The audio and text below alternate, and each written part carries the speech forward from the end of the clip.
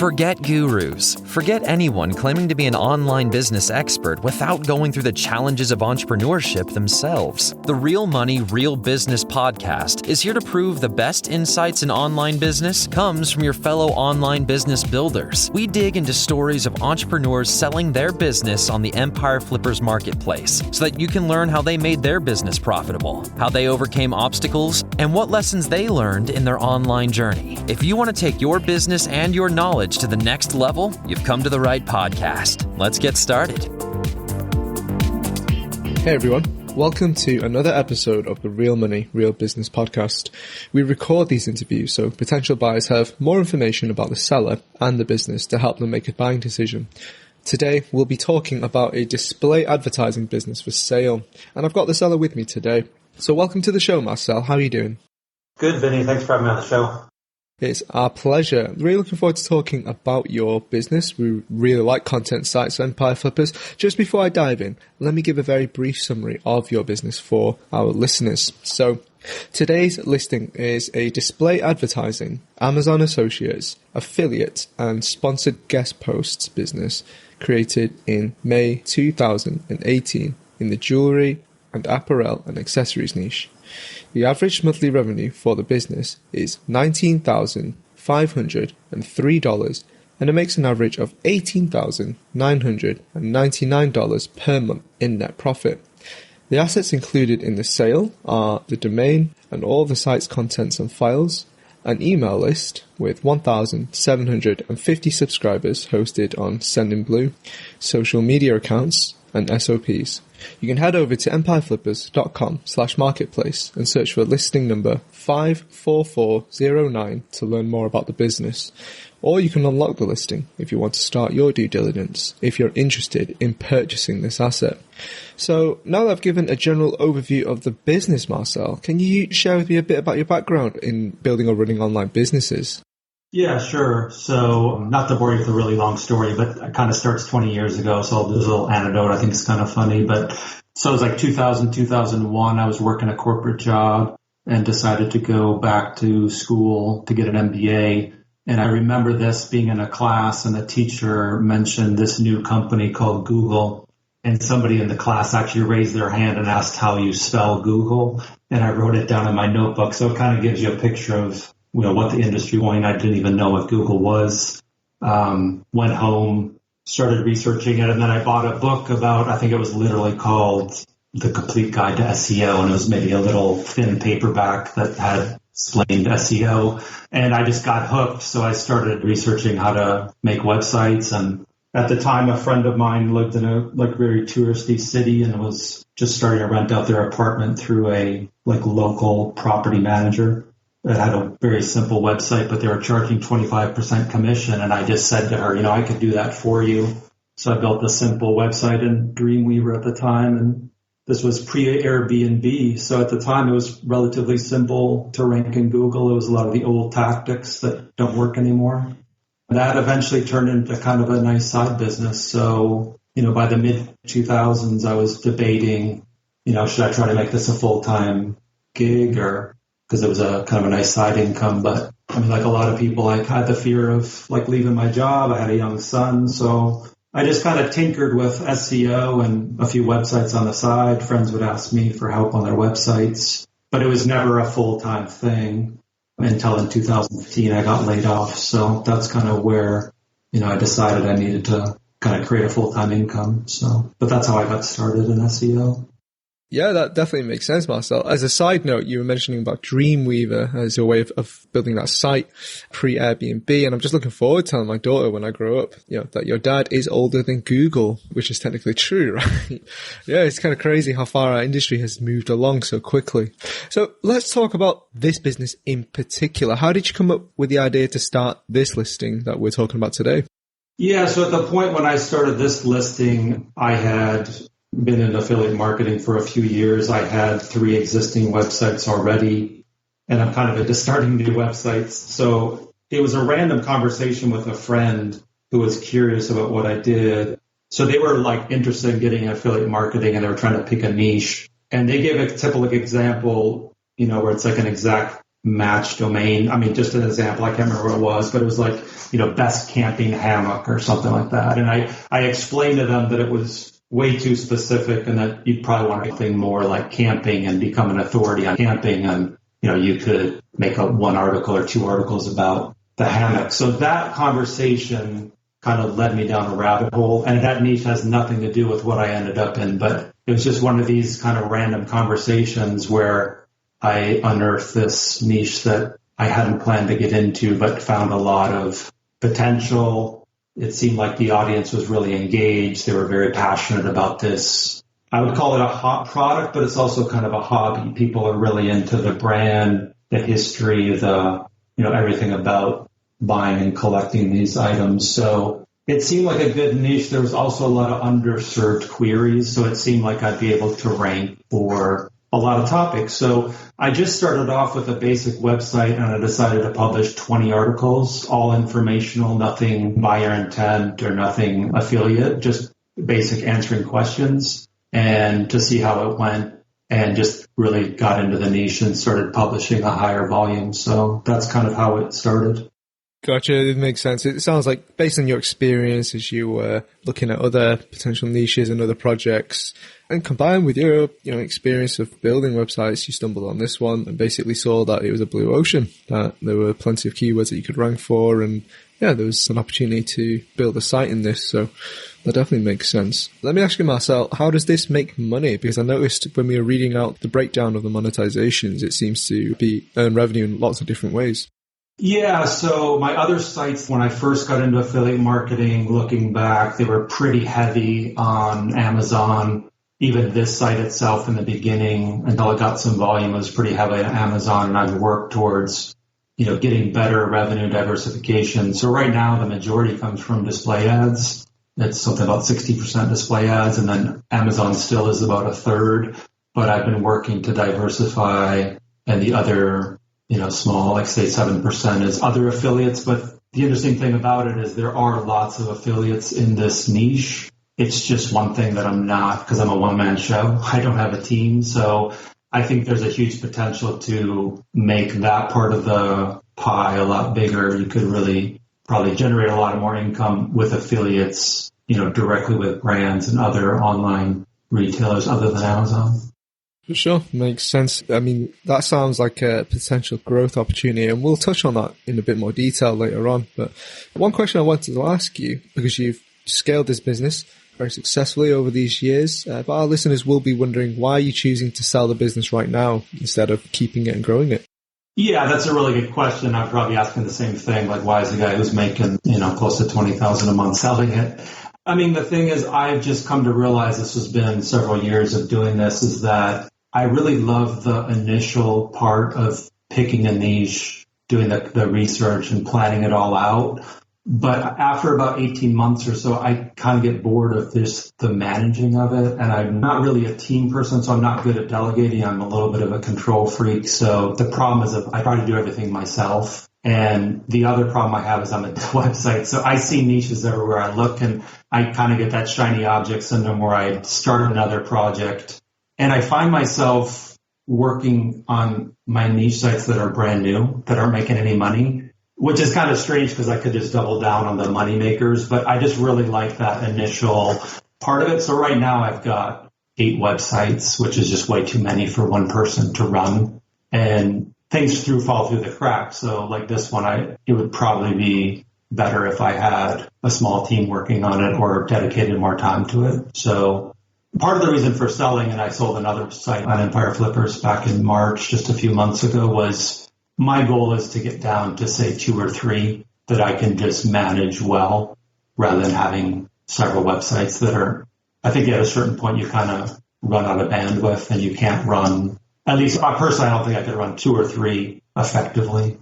Yeah, makes sense. It kind of sounds like you're like the content site version of like an adrenaline junkie, looking for the next big project. Well, not big project, but new project to work on. And like you say, since you're a one-man show, it's kind of unfeasible to manage all these sites, especially since you know how much time and effort it takes to actually build them up, right? Yeah, the other thing is, and we'll probably go into this a little bit more later, but the one thing I do well and what I enjoy is just, I enjoy the SEO side of it and the content research and like the whole idea of creating topical relevance and like planning out the whole entity of the website. But I'm not good at like the interaction with brands, the collaboration. I don't use social media, so that's just kind of totally abandoned. And the other thing to mention is I have a longtime friend that wants to get into this. She's been a director of a marketing company for years and kind of wants to go on her own. So at this point, I'm realizing if I just want to keep doing what I'm doing and just doing the content research and the SEO side, it's probably smart to, either outsource or in this case, partner with somebody who can do the rest of that so that she can do all the, the PR side of it and the social. And like right with this niche, I think it'd be good to have somebody to do the brand collaborations. And that's something I just don't enjoy. So I think it's becoming even more available now to have these sort of brand collaborations, with, I'd say, evolution of social media. It's just even easier to reach out and partner with all sorts of brands that you probably weren't able to, like 10, 15 years ago. So it makes sense to partner with someone like that. I'll just ask you a bit further then. You were saying about those are some of the potential opportunities, but as you were building this business, can you share with me what were some of the strategies or some of the things that just really worked for you? Yeah, so when I started this website, my goal was to I knew very little about this niche, so I'm really interested in, not to geek out too much on the SEO, but I'm interested in the idea if you can take a niche that, for a brand new website and just using, creating content in a strategic way that covers the niche completely. So if you look at the idea of topical authority and trying to, strategically cover the whole niche in depth and to the point where Google can recognize you as an authority on the topic while competing with other existing, I'm competing against so much larger sites, been in the niche for a lot longer. So the strategy really was to start from the very beginning and look at the niche and plan out all the topics that I need to cover, worrying too much about monetization. So in the beginning it was, how can I get to the point where I'm publishing enough content where Google will identify me as an authority and actually be able to rank against people that have been in longer and that have more resources than me? I'm not sure if that answers your question, but... Yeah, I definitely think it does. I think it's a really sound strategy that you could obviously replicate to other sites as well. Because like you say, especially when you're in the business of starting new sites, I'm sure you're going to run into that same problem no matter what niche you're in. There's always going to be established players in the game, and that'll always be the struggle, right? Trying to get content ranked and trying to get some market share when that's not, fighting against and competing against the big brands till, like you say, you eventually get to that point where Google recognizes, okay, this domain is an authority. So, no, that's really solid advice for sure. Was there any software or tools that really helped you when you started building this business to help you grow it or scale it? I don't use a lot of tools. I mean, a lot of it was just, manually researching myself in Google, looking at competitors, looking at their, the topics that they're publishing. And just a lot of it was just my own. It's definitely longer and it takes more time and effort, but I mean, there are a lot of good tools. At the time when I started the website, I didn't have Ahrefs, but I do have it, and I've used SEMrush in the past. But a lot of it was just my own research and putting in the hours of, researching the competitors and also just looking at all the topics that I need to cover, doing a lot of brand research. So there are definitely a lot of tools, and I don't want to say they're not useful, but they do save a lot of time. But at the time was when I started, it was, 3 years ago, I wasn't really using many tools. It was just my own time and research. So yeah, that makes sense. You just shared, a strategy on what helped you scale the business, but was there anything that you tried that wasn't giving you the ROI that you were hoping for? More than something that I tried and didn't work is I think I should have been doing things that I don't. I think my idea now that I look at it of just publishing, purely building a website on content, and I think a lot of people that I listen to, a lot of the, well-known people in the business would say you can obviously create and build a website just on content alone, but I'm probably making it hard on myself by not doing any of the other pieces of the puzzle. So I think if I could do it over, I probably would have, rather than just being, lone wolf out there publishing content. I probably could have, and in the future, I probably will, is either outsource or partner somebody from the beginning that is good at the things that I'm not. So that would be like brand outreach, doing some kind of, link building, whether that's guest posting or some kind of, also things like social media, building a list, I'm not good at. I don't do any kind of A/B testing. So right there, I think that's probably something that,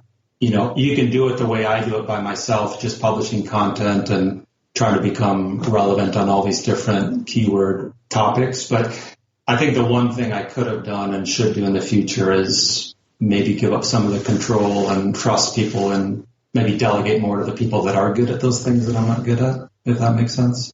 Yeah, it does make sense. I think when you've been running as a lone wolf for so long, you're used to sort of limit testing all yourself to see which hats you can put on, what new skills you can learn, to fill those gaps. And kind of like you say, I think it does eventually show, when you're just not as proficient at, certain areas some experts are. And like I say, it's tough to relinquish that sort of control, but sometimes for the benefit of the business, it's better to delegate that or outsource that to a specialist. So definitely some good advice there.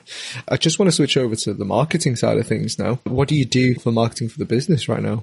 So honestly, almost nothing. Like I said, I don't use social media. The one thing is I do have brands reaching out to me, which is interesting because I don't even have on my site, I don't have an advertise with us page or a media kit, but I think right now I just looked on a piece of, I've got it written down here. I've got 6 or 7 brands right now that want to do some kind of collaboration with me, but they reached out to me.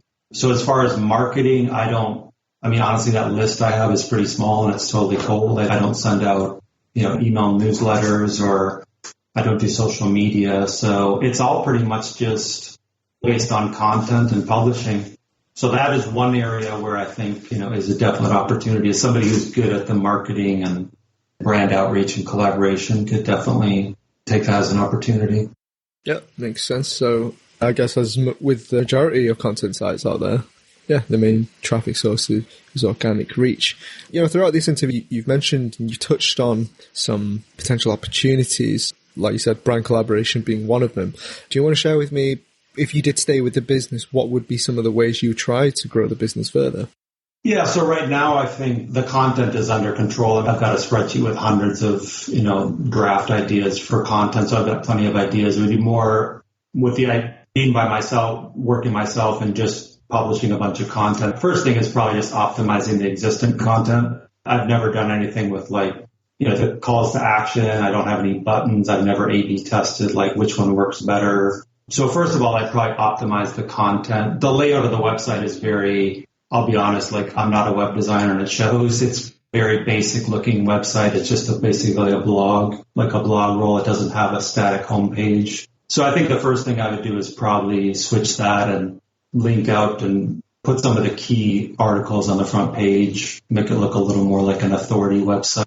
The other thing is I have diversified a bit the revenue with affiliates, but I don't do any kind of affiliate management. So I think probably be good to look more at the conversion percentages on which affiliate programs are bringing in the best money and then, kind of reorganize the content so that I'm pushing more traffic toward those higher paying affiliates.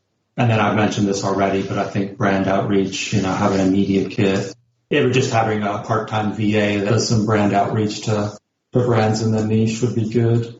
And then another thing is in the beginning, I didn't really know where my traffic was going to be coming from. So almost all the calls to action on the website are to Amazon, but about half the traffic comes from countries that don't have Amazon. So I did put eBay on some of the pages and that's converting. So I think maybe to come up with, revenue sources where Amazon's not really going to bring in any money.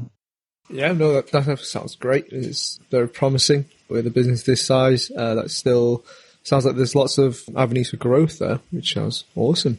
I was going to say, if somebody unlocks the listing and looks at the P&L, you'll see that, traffic even on months, if you look year over year on months, that's the same income is going up. Partly that's small things, like even a month ago I went in and added, or say 2 months ago, I hardly had any of the comparison tables.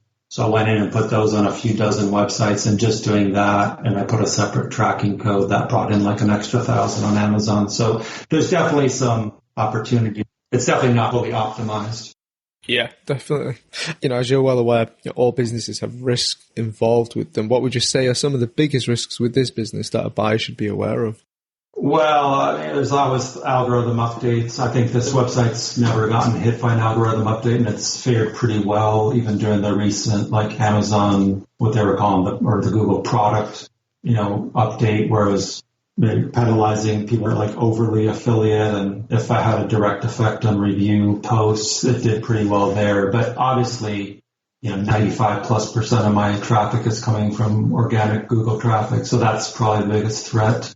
I think competitors, I think people look out there and they see, people are in tools like AdThrive and SEMrush and, I'm up in the niche. So if they start seeing, just like I go and look at competitors, I think the competitors are always looking to see who's getting traffic and who's making money. So, direct competitors from other affiliates that are maybe more aggressive than I am on whether it's link building or, I think the good thing is I've been in a pretty established, there's 750 articles and it's got quite a bit of traffic, but obviously, you've always got competitors as a threat, and then in the affiliate marketing, you've always got the potential that commissions could go down. So, yep, definitely all makes sense what you're sharing.